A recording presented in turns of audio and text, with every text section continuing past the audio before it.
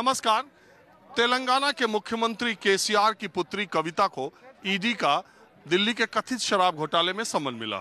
उसके बाद उन्होंने एक दिन का वक्त ज्यादा मांगा और एक दिन यहां पर आकर महिला आरक्षण बिल संसद, विधानसभा और राज्यसभा में महिलाओं को 33% आरक्षण बिल जो है आरक्षण देने वाला, वो जो अभी संसद में एक बार राज्यसभा से पास हुआ था लेकिन लोकसभा तक नहीं आ पाया, उसको पास कराने के लिए उन्होंने भूख हड़ताल की और तमाम विपक्षी दलों का उनको समर्थन भी मिला। आपने सुबह सब देखा होगा। मैं अब आया हूं जब ये भूख हड़ताल उनकी समाप्त हो गई है। एक बात, माहौल क्या है बताने से पहले मैं आपको बता दूं, इसी जंतर मंतर पर न जाने कितने धरने हुए। अन्ना आंदोलन से लेके केजरीवाल से लेके बहुत सारे धरने प्रदर्शन होते थे, लेकिन अब केंद्र सरकार या दिल्ली पुलिस ने ये नियम बदल दिया।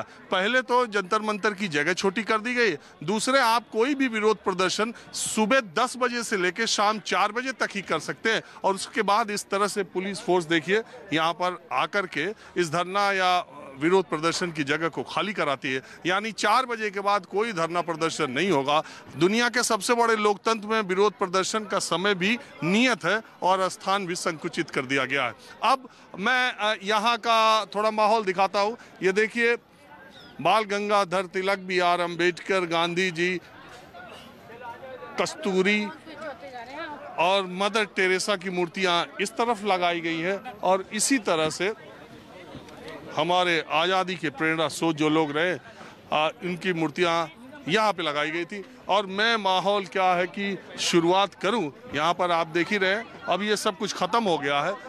माहौल आपने देखा होगा, लेकिन इसके बाद इस अनशन के बारे में और इस विरोध प्रदर्शन के बारे में और 2024 की तैयारियों के बारे में आम लोग क्या सोचते हैं, माहौल क्या है, ये जानने की कोशिश करेंगे। दूसरी एक महत्वपूर्ण बात बता दूं, 2019 के लोकसभा चुनाव से पहले जो अंतिम संसद का सत्र चल रहा था, तब भी राहुल गांधी ने प्रधानमंत्री नरेंद्र मोदी को चिट्ठी लिखी थी और कहा था कि संसद में महिला आरक्षण बिल पास करना चाहिए और कांग्रेस इसमें आपका सपोर्ट करेगा। 2019 के लोकसभा चुनाव से पहले भी ये मुद्दा गर्म किया गया था कांग्रेस की तरफ से और अब केसीआर की बेटी कविता ने इस मुद्दे को उठाया। उनको विपक्षी दलों का साथ भी मिला। यहाँ से बाजार अब खत्म ही है। कुछ यहाँ के लोगों से बातचीत करता हूँ और फिर अगल बगल बिल्कुल आम लोगों से माहौल क्या है। अब सब लोग तो चले ही गए हैं, कुछ लोग हैं सक्सेस हो गए। Thank you. हाँ जी, आप कहाँ से हैं? सर मैं हरियाणा से हूँ। तो आपका इस आंदोलन में या आज यहाँ क्या भूमिका? आज यहाँ महिलाओं के लिए आवाज उठा रहे थे, तो मैं भी एक महिला होने के नाते मेरी भूमिका तो बनती है। तो आप किसी सामाजिक और राजनीतिक संगठन से भी जुड़ी? नहीं, मैं किसी राजनीतिक संगठन से नहीं जुड़ी हूँ। मैं सामाजिक कार्यकर्ता हूँ। मैं भारतीय किसान यूनियन चढ़ूनी की विमेन विंग की स्टेट प्रेसिडेंट हूँ। अच्छा, चढ़ूनी ग्रुप की। अभी तो आंदोलन चल ही रहा था हरियाणा में उनका। सर, उस आंदोलन का आगाज भी हमने किया था और उसको अंजाम तक भी हम ही लेके गए थे। और उस आंदोलन में अगर आपको याद हो, हिसार कांड में लाठी गोली जो चली थी, वो लाठी गोली खाने वाले भी हम ही थे। अच्छा, लेकिन एक बात बताइए, किसान संगठन जो आंदोलन चला, सब किसान संगठन तो बट गए अलग अलग, जैसे लगता है तितर बितर हो गए वो आंदोलन खत्म होने के बाद। देखिए सर, सब अपने अपने काम तो करेंगे। मुद्दों की लड़ाई में सब साथ है। ऐसा नहीं है कि कुछ बंट गया है। जैसे जैसे जरूरत होती है, कोई मुद्दा उठता है तो वही संगठन है, सारे इकट्ठे होकर खड़े हो जाते हैं।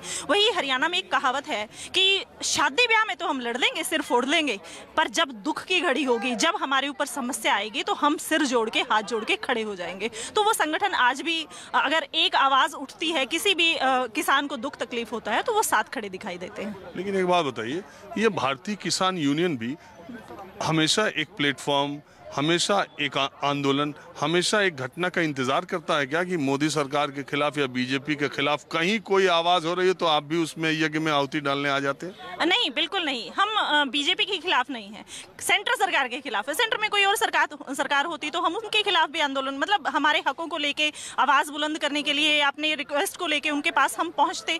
तो ये बाई चांस है कि ये बीजेपी सरकार है, तो हम इसके साथ अब। आप महिला आरक्षण बिल के लिए ये यहाँ भूख हड़ताल कर रही है, जब इनको सम्मन मिला ईडी का उसी के बाद?